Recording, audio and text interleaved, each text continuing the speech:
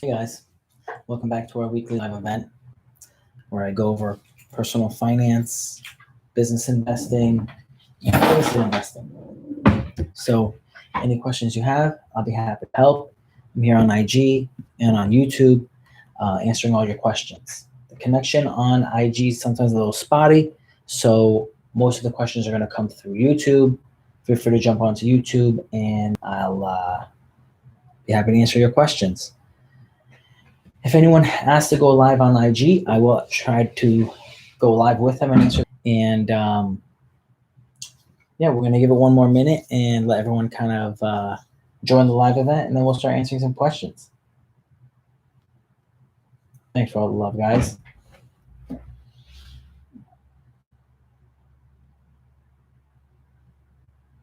All right. So how's everybody's week? I hope everybody's day has been good. Their week's been good. I've actually been talking to some people that are following me, and they're buying their first duplex, and another one's buying their first 5 unit. So it's really great, really good seeing all you guys be successful and applying the knowledge I'm giving you guys. So I'm glad to see it. Thank you. I appreciate all the good vibes. Let's see if we can, if this live request will work. It's not been working lately, so let's see if it works.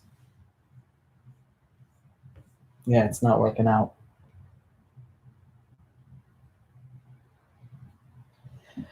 All right, guys. Well, we're going to get going. We're going to start answering some of these questions. So send in your questions through YouTube. Send in your questions on the question section on IG, and I'll make sure to answer for you guys. So Blaine has a first question. It says, do you invest in many stocks? I do invest in stocks, and basically I invest in very specific stocks. I don't invest in funds, kind of like my real estate deals. I buy very specific properties. I like knowing exactly what I'm owning. And it's a little riskier than that, what the average person would take. So many stocks, no. Very specific stocks that I want to take the risk, but I am more of a higher risk. Good question. What other questions do you guys have for me?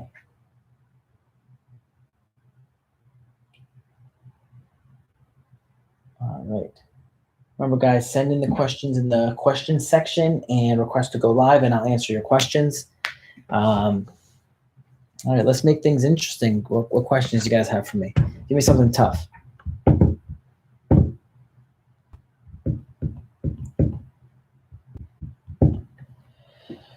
So some of the questions we got on IG lately.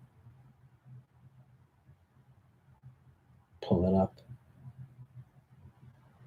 It's how do I prepare my marketing business? Got a name, banner, logo, etc. But now I'm just stuck. I don't know. Basically, he doesn't know what to do next. So that what I basically advise you is this: go out there, as Gary Vee would say. I'm going to tell you the same thing because that's how I started things. Go provide a value to people. Provide a value to people and let them know what they're going to get for the service you're providing. And normally what you do is you do it for free at first. You don't charge them. And there's people out there that are trying to do business with me now as well, and they're doing the same thing. They know they can work a long-term relationship, not just one time make money, accomplishing their job. And by doing that, they're going to be able to prove to me how good they are, and I'm going to want to do more and more business with them. So with any business, including your marketing, your name, your banner, and your logo don't really matter, right? Because what matters is, can you provide a service that's needed? And by you providing a service that's needed, people are going to want to use you. You're going to get a lot of word of mouth, a lot of referrals. So what's going to make you succeed and what's going to kill you is what people say about you. Like having a cool banner doesn't really mean much. It's, can you provide a valuable service, or can you provide quality? And by you going out there, providing this service, showing examples of what you can do for people, working for them for free for a little bit, you will then be able to show them how good you are, and they want to keep you. Finding good people to work is very, very hard. It's very hard for me too. So if someone comes and shows me what they can do, put in the work, put out a good product for me, or whatever I need done, get it done, I'm going to want to keep using them, and I'm going to keep on, paying them. So that's what I would do. Provide good value, and people are going to keep coming back. All right. So remember, guys, throw your question in the question section if you want me to answer it. Throw it up here on YouTube if you have a question for me. I'll be happy to answer. So what questions do you have next, guys? Happy to help.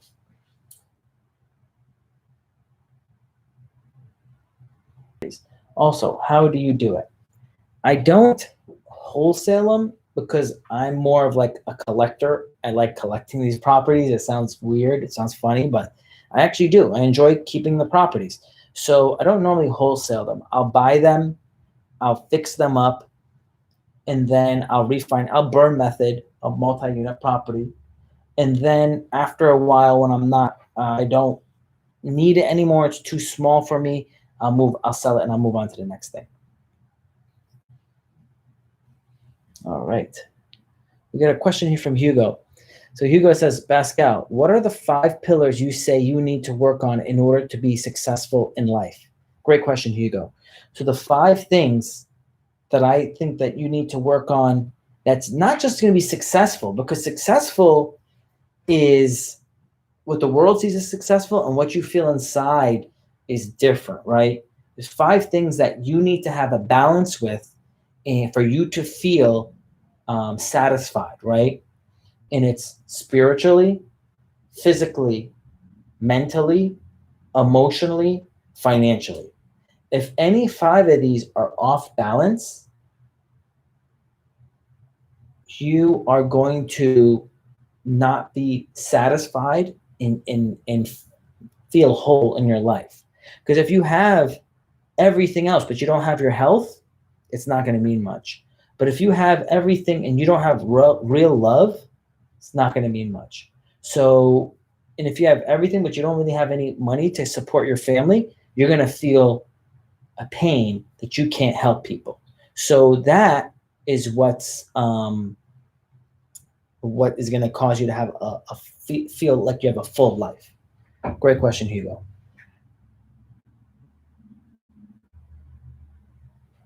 All right. Next question we have here is, do you get a tax break from owning property, if any?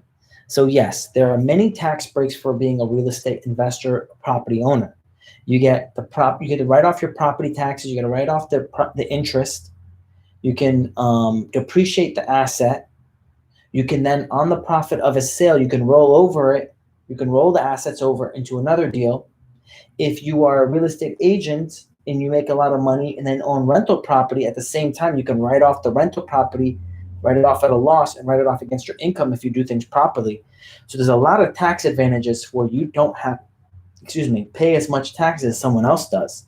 Even, for example, if a doctor makes 200 grand and a real estate investor makes 200 grand, the doctor's going to pay way more money in taxes. So there's lots of advantages. I mean, I can go on and on about all the advantages of a real estate investor. All right, let's see. All right, next question is here. We got Brandon has a question here. What are your favorite types of properties to invest in and why? I like rental real estate where people live in it, because people always need a place to live. 2, that includes apartment buildings, multi-units, or mobile home parks. Mobile home parks are very hard to find now, and it's very tricky because you have to make sure you're doing it properly. Otherwise, you're not going to be very profitable on it. Again, guys, that connection on YouTube is a lot better. So if you have any questions, jump on here.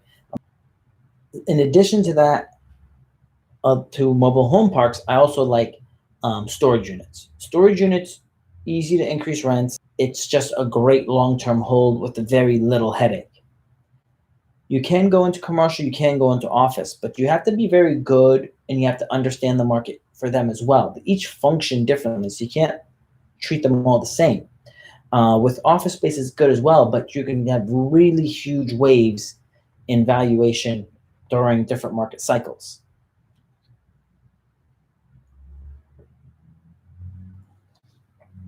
Brandon's next question is, how do you use tax advantages to your advantage, and how fast do you invest to avoid capital gains? My taxes. my income against my depreciation on my properties. So it's not that big of a deal. Two, I don't really flip too many properties, so I BRRRR method it. So what happens is when you buy a property, someone asked what BRRRR method is. So BRRRR method is buy, remodel, rent, refinance. So when you refinance and you pull cash out, and even if it's more money than you actually put in, so if you bought it for 100, invested 20,000, so you're in it for 120, but in your refinance they gave you 150 because you built so much value, that extra 30,000 you get is not taxable. So you just got $30,000 extra in your hand and you're not paying any tax on that. And that's what's awesome about real estate investing. So eventually you're going to probably sell the property. But when you sell the property, you can 1031 exchange it and roll that money into another property and pay no taxes on it as well. So you can come and how fast you can grow because you're playing the rules. And it's not called the BRRRR method. It's called the BRRRR method, like chili, you're cold, BRRRR, BRRR, BRRRR method. So, next question here from Julio says, I'm in the process of buying my first single-family home for myself. Will it affect me later when I try to get, I can't see the full question, but I'm thinking you're saying a multi-unit property. Yes, when you buy, and everybody, I'm on YouTube answering a lot of their questions as well. You should jump on there. The connection's stronger. My link to my YouTube is in the bio on my page. So the first property you should buy, you should attempt to buy a 4-unit property. The first property you buy is the easiest property you buy. You can use the FHA loan, 3.5% down plus closing costs. One of my followers just did that. She's in Miami. She was going to buy a condo. She's like, oh, I can't find a duplex here. I said, keep looking. It's not going to be easy, but you'll find it. So she found something. The minute it came up, she bought it. She's now going to close in about 2 weeks, 3.5% down plus closing costs. Now she's in it. If you buy a single family home or a condo for your first deal, then you do 3.5% down on that. That's nice, but it's not going to be good for you long term because on your next deal, you have to put down 20%. It's going to be a lot harder for you. It's a very small amount of money. You could probably get $400,000 property. That's only going to be about $14,000 down plus $5,000 in closing costs. $19,000, you're in a 4-unit property. You live on one side, you rent out the other 3. That's going to significantly increases your chances of being able to buy another property. Grow your wealth. Lots of opportunities out there for you guys, but you need to stay faithful. Because if you have faith and you believe, you'll be able to go out there and attempt these things. Now, a lot of times I didn't have faith in myself, so I said, God, I don't know how to do this, but I know you're capable of doing anything, and you can make this happen. Go find someone. Go pay someone. Go do something. But don't sit around. Because the worst thing you want to waste is your time. You don't want to waste your time. I wish I went harder when I was younger. I wish I got more mentors when I was younger so I could grow. So don't waste your time. Go out there and look for it. And if you don't know, go get help. But try. Keep trying. Good job, guys. I'm really happy for all you guys that are taking my advice and actually doing something with it. It makes me feel good when I see you guys win, when I see you guys succeed. It really makes me feel good. I want you guys to be successful. I want you guys to grow your real estate portfolios. All right, let's see if we can actually go live. Nope, crashed again. Next question, got a lot of questions here on YouTube, guys. If you want me to answer your questions, jump onto YouTube. My link is in the bio, and I'm going to answer all your questions, guys, all right? So, that Doggo says, what do you prefer, Airbnb or rentals? So, really, it matters. I like both. Airbnb is more like a business. It's not so much passive income because you're going to have people coming in once a month instead of once every 3 years. Just imagine it. Right now, I have people moving into my properties and living in my apartment. They move in once every 3 years. So I can go years without hearing from somebody. That's real passive income. Airbnb, it's every month someone's going to come in. Every week someone's coming in. Sometimes every 3 days you have a new person rotating out. Now, is it a lot more money? Yes, it is a lot more money, but it is a lot more work. So you have to see how much time do you have to do it? Can you make more money off of Airbnb? Yes, you can. But you have to be very careful, because if you don't properly set up your strategy, you won't be able to refinance.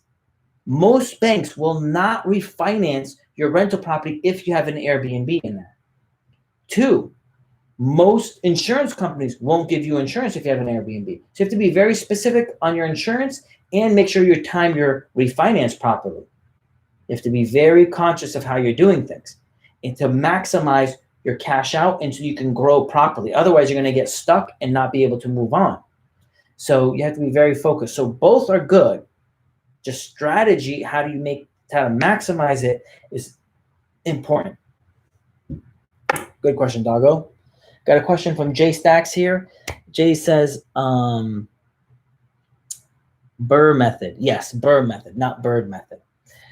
Daniel Johnson says, hello, Pascal. How's your day going? My day's going good. Hope your day's going good too, Daniel. Daniel's follow-up question says, I don't know anything about real estate business. Imagine I'm a kid. How can you simply explain how real estate business works? Thank you. So this is a concept at 14. This is what I heard at 14 that made me blow my mind. Welcome to the new follower, David Z2. You just started following my account. I was, hanging out with these people who are older, and basically they were telling me that they rent properties. And I'm like, okay, cool. They rent properties. That's awesome. What is it? So you own condos and you rent these condos out to people and they pay you rent? I'm like, that's crazy. How can you do that?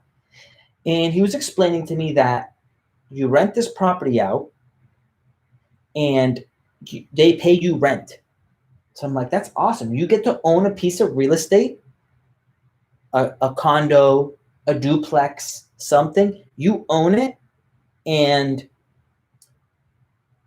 people are paying you money.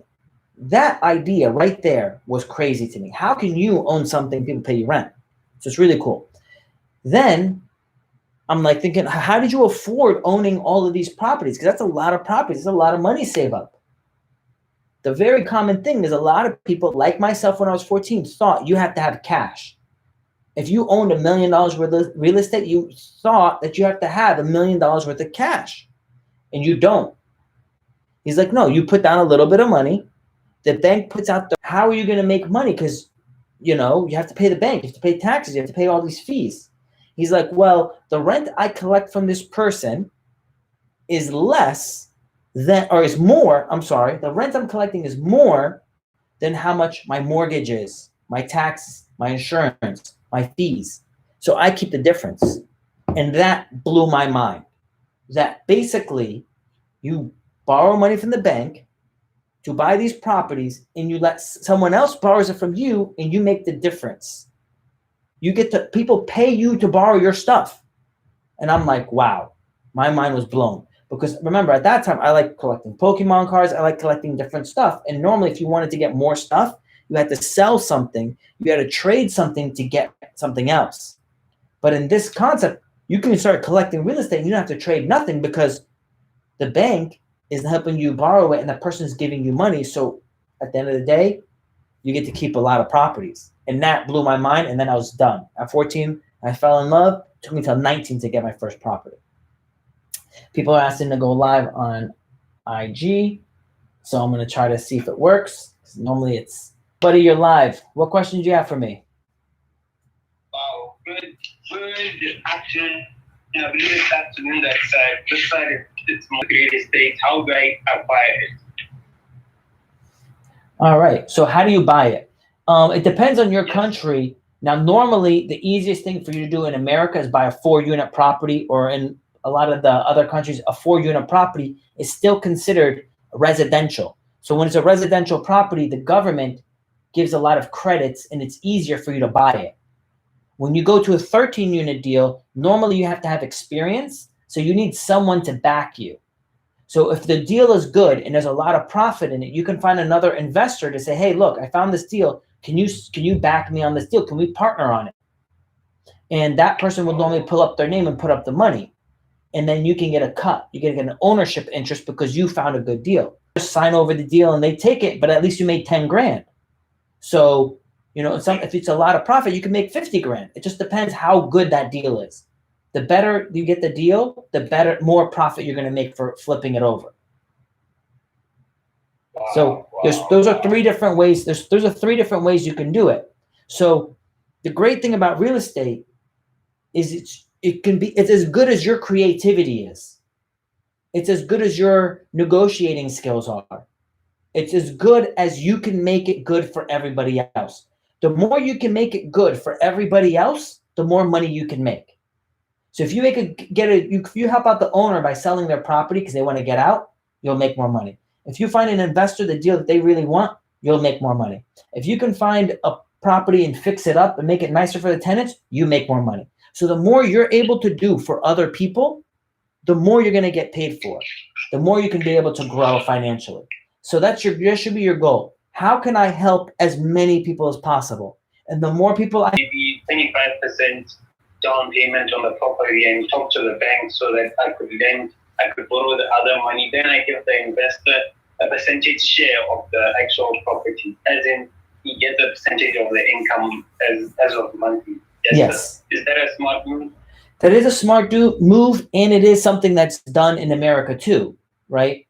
Now, what's important is for you to find the investors in your market. You have to find them, you have to build a relationship, and they have to be able to get to know you. So a lot of times you're going to work with them and you're going to take them out to lunch and you're going to build a relationship. And you're going to tell them, hey, I'm going to find deals that are very profitable and I'm going to bring them to you. And if I find these good deals that are profitable and it makes you money, will you invest in my deal? And the answer is normally yes. Now, sometimes in the beginning, they might not say yes. They might say, look, I'm going to give you 10 grand if you find me this deal, but I'm not going to invest with you as a partner. After you probably get them 2, 3, 4 deals, then they're probably going to listen to you and let you become a partner. At first, they might not automatically do it because they're like, who is this guy? So you need to show that you're good. And the second you start bringing them more and more and more deals, they're going to be like, wow, I need this kid. Now, maybe the first guy just gives you 10 grand, but now a new guy sees, wow, I want to partner with you because I'd rather get the deals than this other guy. And they'll be like, all right, I'm going to give you a cut ownership and we'll do a partnership in this deal.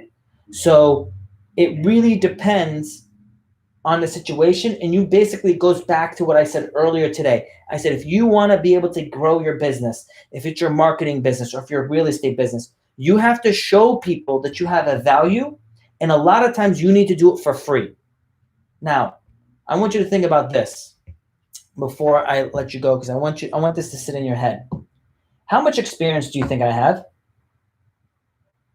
Years of experience.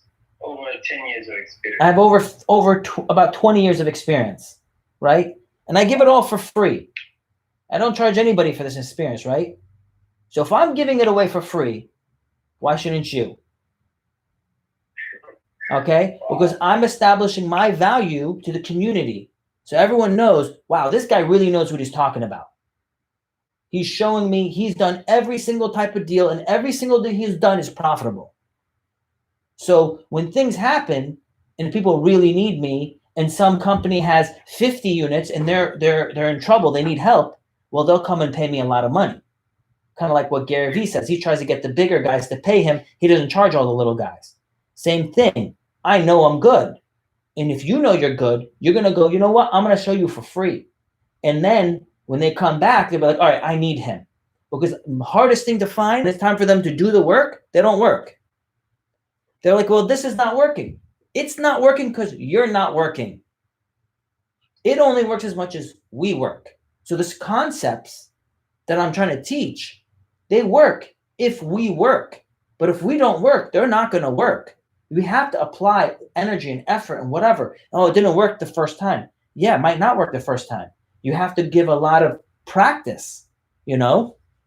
We're trying to be out here making big money. You think you're going to make big money just by trying one time? If you had $100,000 Do you think you would just give it to someone who just came to you 10 minutes ago? No, sir. No. So what are you gonna do? You're gonna want that person to come to you, show you that they're good, show you that they understand, explain to them, look, I'm gonna buy this property, I'm gonna do this, I'm gonna do this, I'm gonna do this. You're gonna watch my videos again and again and again. So then when you see a property that looks like one of the deals I did, you'll be like, you know what? You're not gonna recreate the wheel. You're gonna be like, what did Pascal do? Well, Pascal did this. Well, I'm gonna do the same thing, except I'm gonna do it on this property. Well, this style of property you can't make into an Airbnb. What did he do? He did this with it. So each style of property, I do something different because there's a different client. So you basically provide this value to people, and they're going to learn, and they're going to see that you're valuable, so they're going to want you to be on their team because they're like, I need this person. And that's what you want to do. Make yourself valuable. How do you do that? Study. Read the books I've been telling you guys to read. Watch my videos. See how I'm doing things. Build up your knowledge, and then come back with that. Come back with more detailed questions. All right. Thank you so much, sir. Thank you so much. You're very welcome. You have a blessed night, and I'll see you next time. Yes. Thank you. Thank you. Great question. Got a bunch of questions here on YouTube, guys. Check me out on YouTube. The connection is a little bit better, and I'm jumping through those questions real quick. So, here you go. Doggo says, Pascal, random question. Do you could have any car? What would it be? Just curious. I would want the McLaren. I think it's the F1. I think it's the McLaren F1. It came out in 1999. It was selling for $999,000. It was a naturally aspirated engine that was almost 1,000 horsepower. It's 3-seater, so the driver sits in the middle and has 2 people sitting behind them. So like right here. So you're like, it's such a cool idea, cool car. The McLaren just came out with another one 20 years later, a newer version that's like all electric or mostly electric. So that is awesome to me, So a question here says, do you encourage invest in Saudi? No, I encourage people in Saudi to invest in Florida. So next question I got here is George says, and a second question, how much room do you give yourself for the property to go down in case of a correction? So the asset price in a correction market, there's 2 things what is the property worth minus the loans, the net amount of profit left over, the net equity in the deal. When the stock market tanks, when the economy goes down, the equity in your deal, let's just say you have a $500,000 property, you have a loan of $400,000. If you sold it, your potential profit's $100,000. Well, when the market goes down, that $100,000 disappears. So your property's worth $400,000 and you own a loan of $400,000. A lot of people who don't understand how it really works freak out, and they say, you know what, I'm going to let the property go and the bank can take it back. Why this doesn't make any sense is that's only if you're going to be selling the property soon. You should really just hold the property on for another 5 or 10 years until the market comes back, and then the property goes back up.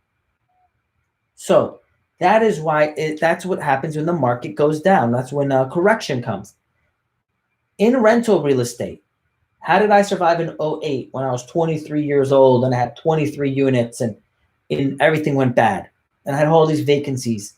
Because despite all those problems, the rental income, people still need a place to live, so they're still paying you rent. And if that one person isn't paying you rent, you evict them, you put a different person in because people always need a place to stay.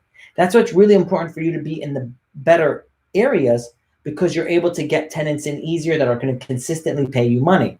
Now, you're bringing in this money, you have the money coming in, you're paying your bills, your mortgage is going to be the same, your taxes are going to be the same, all your expenses should not really change. So the net profit you made in a good economy should be almost the same in a bad economy. You're still bringing in the same money every month. So you will not have the problems of, oh, am I going to be able to make my mortgage? Yeah. Now, just because in that minute it went down doesn't mean you sell it. You do the opposite. When everybody is trying to sell their properties, you buy it. When everyone's buying the properties, you want to sell. Be a contrarian. Now, not always are you going to sell every piece of property. I'm not selling up most of my properties because I want to keep them. I want to keep on collecting that rent. And I keep on thinking the properties are going to cheap. I'm on YouTube here answering all the questions. So hop on. The connection's a little bit better. And let's get your questions answered. So Hugo says, how much money did you have at 19? At 19, I had about $34,000 saved up. That's how much money I saved up. And I was making like $8 an hour, $9 an hour, $10 an hour. I wasn't making a crazy amount of money. I mean, I was just saving all my money and constantly reinvesting it and flipping Pokemon cards, flipping video games, buying stocks, investing in things, growing coins. I was saving my money and not wasting it. I didn't eat. I only ate out like once a week, right? I wasn't buying to finally buy fancy stuff, right? I drove a beat up old car and I didn't care because I said to myself, I was like, you know what? Until I can get a GTR, I don't want anything. Because that's the car I really wanted back then. So the point is, don't be fancy. Save your money. Gary Vee's not lying. He's telling you the truth. Save your money. Do it. And you're going to win. So next question is, what should be your next deal after you buy a 4-family using FHA loan? So the next deal might be another 4-family deal. Probably be another quality of the property because you increased the rents and fixed it up.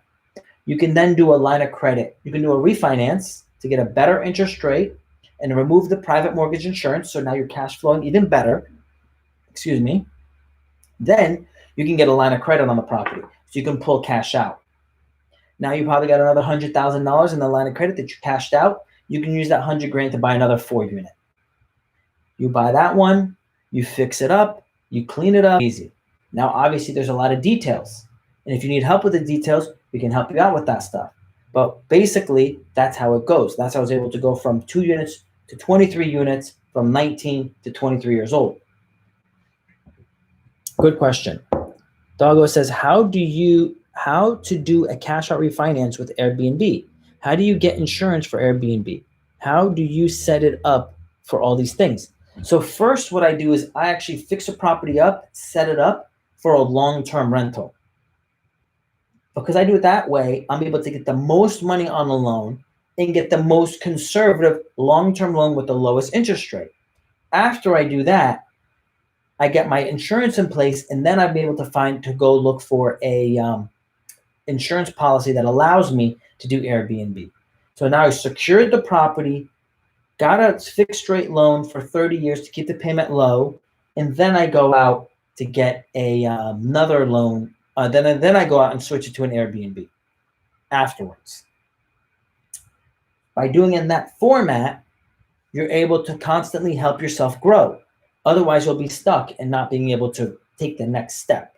So once you finish one step, you can go back, get your advisor or your mentor to make sure that you're doing the next step, making sure everything looks clean, and then set you up for the next step.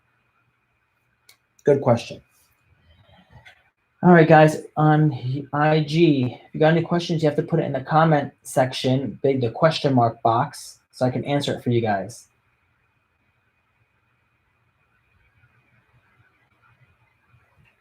So the question here is, how did I get into real estate? Basically, at 14, I heard you can basically get loans from the government and then use those loans to buy properties and loan it out to rent it to other people, and you can keep the profit in between. When I learned that and I heard that, that was mind blowing to me. So by 19, I was able to finally buy my first property. That's how I got into real estate.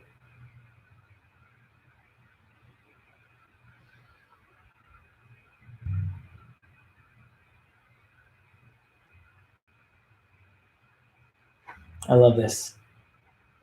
How did you act? Bird method. I like it. Bird method. Bird method sounds better. So Doggo says, all right. What should be the next deal? Okay, I answered that one. Steve says, powerful, Pascal. Thanks, Steve. I appreciate it. Fawaz says, hi Pascal, can you give us creative ways to increase a multifamily property value other than increasing rent for an appraisal? So unconventional ways to increase income and decrease expenses. Okay, so got it. So so the question here, this question here is saying this. It says, can you give us a creative way to the value of the property is based off of the gross income? So even though you increase the bottom line on the smaller deals, it doesn't matter that you increase the bottom line. What matters is the top line number, okay? But sometimes it is the bottom line number. It is your net income. So one of the ways that I did it, I think if you guys have been following on IG, one of the last few months, I explained to you that in my multi-unit property, I got one internet connection, one phone connection, right? I took that connection. So normally it cost me right now about $300 a month. $300 a month is what it cost me for internet and cable. Now, if I actually had to get a separate connection for all the spots, I'd probably be paying around $900 a month for internet and cable. Because I was able to get a separate company to wire the property, that cost me over $10,000 to wire the full property. But I saved $300 a month in cable and internet bill. So I'm going to make my money back about a year and a half. And what really happened is because on this multi-unit property, I increased my net income $600. $600 on this type of property is about $180,000 in value added. Because if I'm able to increase my income 600 or my net income 600 a month times 12, that's $7,200 a year consistently. And on a larger multi-unit property, $7,200 a year equals $180,000 in value. So what did I do? They're like, Pascal, why would you spend $11,000 to save $600 a month? Well, one, I'm going to make my money back in a year and a half. Two, I'm saving $600 a month. Three, I just increased my $11,000 investment, increased my property $180,000. Did I increase the rents on the tenants? No. The rent on the tenants didn't go up. I'm actually giving internet and cable for free now. So the value to the tenants has increased because it would cost them about $100 a month. But now they're not paying that. I'm including it for free. And because of the higher value, the net savings property value went up $180,000. So now you're going to say, wow, these small things can make major effects in my life. Remember, I was only making $8 an hour when I started. $8 an hour is about $17,000 a year in income. So that one move I made today gave me 10 years of income. One move gave me 10 years of income. So you're not paid for your time. You're paid for the value you can provide. That's awesome. That's what gave me hope. I was like, man, if I build up my skill level where I can provide great value, I can be paid a lot. And one day, I'm going to probably be paid $18 million a year for the value I provide because I'm able to help people probably most likely, normally it's 10 times the value you provide. So if I get paid $18 million that year, that means I provided $180 million worth of value to people out there. That's crazy. I know I could do it. You guys have to have faith in yourselves and build up your skill set to know, hey, today I'm not who I want to be. But today I will study so tomorrow I can be the person I want to be. So keep working because at the end of the day, at least you're working and you're moving towards who you want to be instead of just staying where you're at. I think it's all worth it.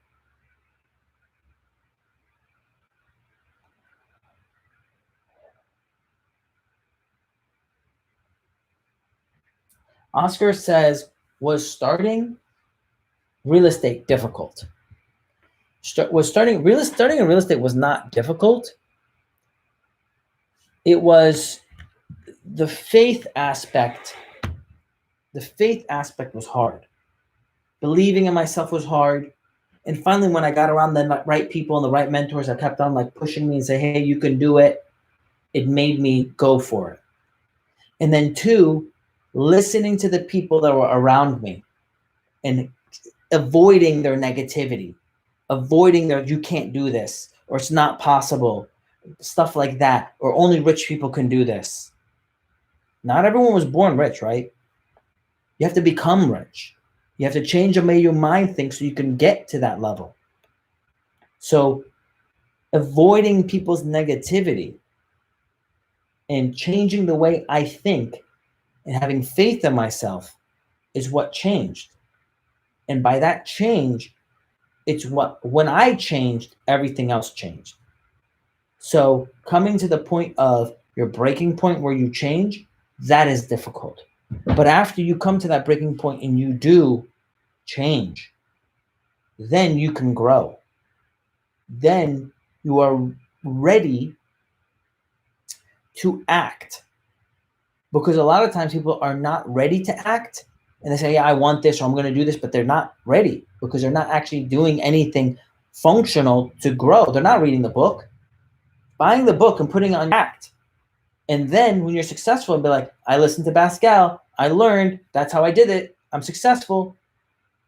That is what's going to give me value. That's what's going to make me happy, because when I see you guys succeed, that is what's going to encourage me and provides me value. So I want you guys to act. I want you guys to grow. I want you to change the way you think so then you can actually act. And you have to believe. You have to have faith in yourselves. So that's another big reason why you have to watch the videos, because the people around you that don't believe are going to constantly tell you it's not possible. And if you're not constantly watching my videos to pump in the good stuff and the knowledge and the experience into you, you're going to listen to them more than you're going to hear them more often than you're going to hear me. So you need to hear me more often so you can kind of drown them out, right?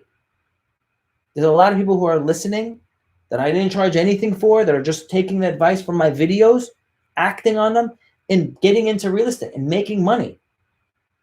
It's free. Watch all the videos. You're going to make it. So for all those that listen and are succeeding, I'm really proud of you guys. And for all those that are watching and continuing to study and grow, I'm proud of you guys too. You guys can make it. Just keep on working. Act. What's the worst is when people don't act. And I don't have any remorse for those people. Oh, I can't do this. I can't do that. I was like, basically, shut up. Like, I don't want to hear what you can't do. Like, you can do it. You're just not trying. Try. Like, it's better for you to try and fail because you're going to learn. You're going to learn. If you're in a basketball court and you're shooting, you're not going to make the shot. But if you keep on shooting, you're going to eventually make the shot. So keep shooting, guys. Again, guys, connection on YouTube is a lot better. Connect on here. Follow my page, link in the bio. On my IG page, it links it to my YouTube. Gray says, what has been your biggest motivation? My biggest motivation has been people that also didn't have anything start and be able to be successful. I thought this. I said, if I could just do 10% of what they did, that would be cool.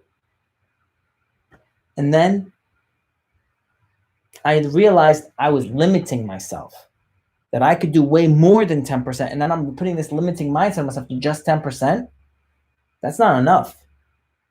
Then I said, you know what? I don't want to do this many. I'm going to go for 23 units by the time I was 23. That's how I set that goal. Now today I say by next year, by the end of next year, I'm going to have 350 units. Okay. So the thing is, but all I know is that I am going to do it. I'm going to figure out a way between now and next year to get 350 units. I'm going to figure out a way. I might get really, really focused and find a 300 unit deal. And that one deal will push me to almost to 350. You don't know. So don't limit. Keep studying and keep looking, and something's going to pop up. And for everyone out there that says, hey, please save this video because they want to watch it again, this video is going to get uploaded to YouTube immediately. So it's going to be on YouTube. Watch the whole video. It's only an hour. Trust me, we spend like 4 or 5 hours a day watching garbage. You can spend this time to make yourself stronger, right?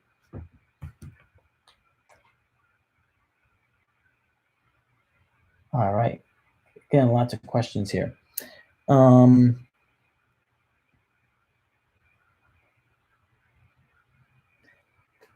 Advice to younger people, 18 and 22, who want to start buying, assuming building credit and self-education. So first of all, get to credit everything you make on your taxes. Show you're making money. Be consistent. Do not get a new job every 3 months. Stick it out. Grow, learn. You're going to learn from this growth. When you get a loan, they want to see you're consistent. They want to make sure that you can consistently make the mortgage payment. So, can be consistent. Get your credit cards. Do your taxes properly. Show all the money you're making. By doing all those things, you're going to show that you're a stable individual to be able to buy a property. Study, right? Study, so you'll be able to learn and know what a good deal is, know how to do your deals. And your confidence level, the more you study, the more confident you're going to get. Run your deals. Know your market, which means like coach. He said, we always are going to do our opening. Our opening is our beginning format of our moves, Sunsick and the different ones. The opening takes about 10 minutes. Once you know what you're doing, you're going to go bop, bop, bop, bop, bop, and just get it done, right? Your opening. He said, you'll always do your opening on beginning levels. And when you are finished doing Wing Chun, meaning when you're old and about to die, you're going to still do this opening. And that meant a lot. Like that for me, that was like, wow.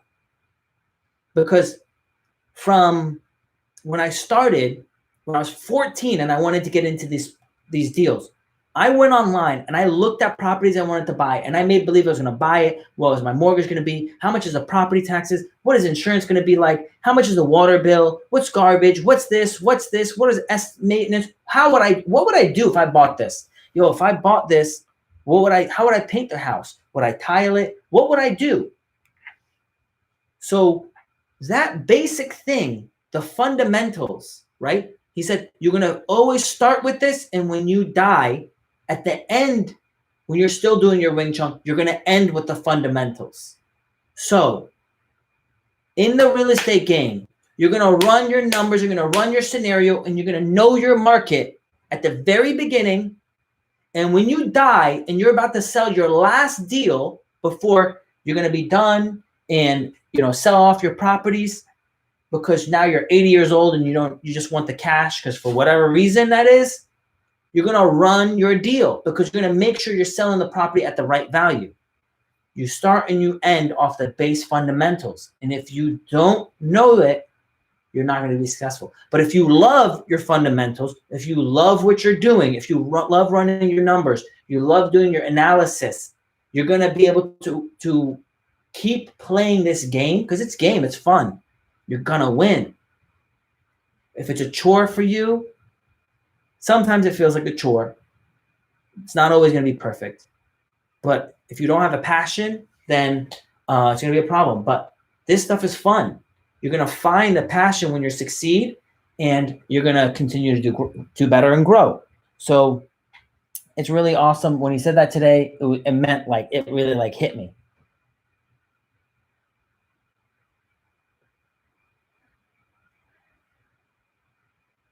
All right.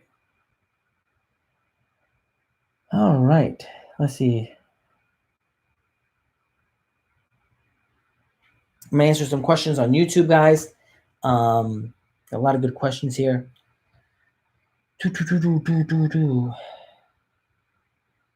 Hugo says, did you feel after 2 days, whenever you're doing anything new and hard, even if you're just working out, your body feels more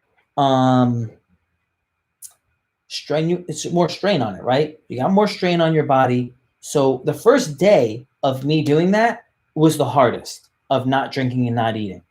But as long as you just don't think about it and you just keep working, it doesn't bother you as much. So by the second day, it bothers you even less. So it won't affect you. But I will say this. I was driving and someone almost hit me, and I was like, oh, when I did that, my body kind of was like fight or flight mode, which made me feel really dehydrated, which draws back to this point. You need to be confident. You need to feel good, and you need to have faith. You need to be optimistic, because when bad things happen, if it's going to stir you up, it's going to feel more strenuous than it actually is. So that's the same reason why you need to watch these videos, because when everyone else out there is telling you, no, don't do this deal, it's a bad deal, blah, blah, blah, you're going to lose money, and they don't even know what they're talking about, you're going to start freaking out, and you're going to give it up. And I've lost many deals back in the day over listening to other people that don't know what they're talking about. And that's going to drive you crazy. And especially like one deal I was going to buy $200,000 for a 4-unit property. I was like, man, I'm going to buy this one, then I'll buy this one, then this one, then this one, then this one. And then I'll own the whole block, and then I'll renovate the whole block. And then I was told, no, hey, that's unlikely for it to happen. It might take 10 years before you do it. It's kind of like a waste of your time. 2 different people basically was telling me that. I was like, all right, whatever, I'll let it go. Well, today, it's like 5 years later, the property's listed for sale for $800,000. I could have got it for 2. It's not for sale for 8. Another property next door I could have got it for $220, and it's for sale for $500. So I could have gotten both for $420, and if it's done right, I could have resold them for $1.6 million. How mad am I that I listened to those people? And do they even know what they're talking about? No, they don't. But that was my fault for letting them affect me. You can't let other people affect you. You got to study and be confident in yourselves, and then pull the trigger, because you are also not going to benefit if you don't actually act on the knowledge you're absorbing. All right.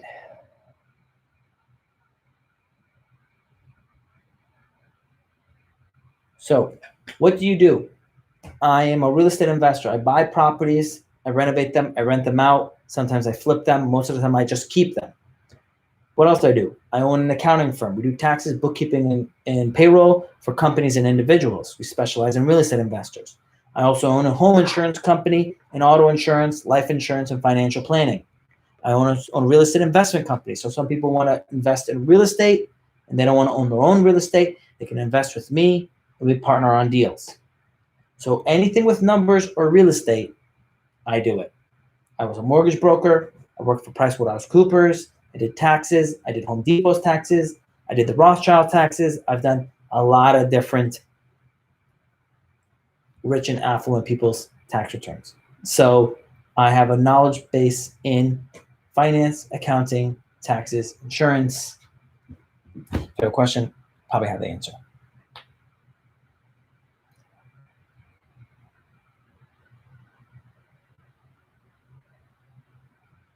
Next question we got here, it says, resources you recommend to learn about analyzing properties and deals. So basically you go on Zillow and you go on Realtor. When you go on Zillow and Realtor, you then take that information and you make an Excel spreadsheet of what these homes are worth and what they're selling for. You then need to look at the pictures and see what the condition is, because based on this condition, this is the price. On the other condition, it's the other price. And that will build a portfolio in your mind of what values are. All right, let's see. I don't know what happened. So Michael requested to go live and he disappeared. All right. Next question I have here is, do I own my properties in LLCs? Some of my properties I do own in LLCs, some I do not. The ones I've owned for a very long time, I usually don't.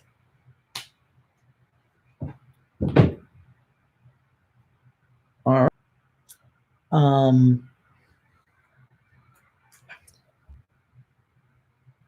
George says, what do you think about working on private equity firm as an analyst for real estate acquisitions? Do you think you can that differentiate yourself from other investors? I think that would be a good idea, that if you did that, because it would at least build your knowledge. So if you eventually go and do your own deals, you have a lot of experience working with them. Next question from the follower says, thank you for all the value. What would be the next move after you purchase a 4-family? The next move after purchasing a 4-family would probably be an additional 4-family. Try to get another one within a year or two. Anne says, good evening, Mr. Intelligent. Hello, Anne. Nice to see you again. All right, guys. Well, if there isn't any more questions, I'm going to call it a night. I got more taxes to do, more things to get done. I'm going to try to go live, but I don't know if it's going to work. So let's see if this is going to work. Remember, I go live every Wednesday night and every Sunday night at 9 p.m. Eastern time. Bring all of your real estate, your finance and investing questions. I'll be happy to help. Stay focused, stay faithful. All right? It was a lot of fun. Thank you guys for all the likes, the thumbs up. I ask you to please share the account with your friends. Share the YouTube page. Share the IG. Please make sure on YouTube and on IG that you actually leave comments on the stuff I post and like, because that's going to be good for the algorithm. That's kind of payment enough for me for all the free content I put out for you guys. Thank you. I love you guys. I really guys wish you the best. And I'll see you.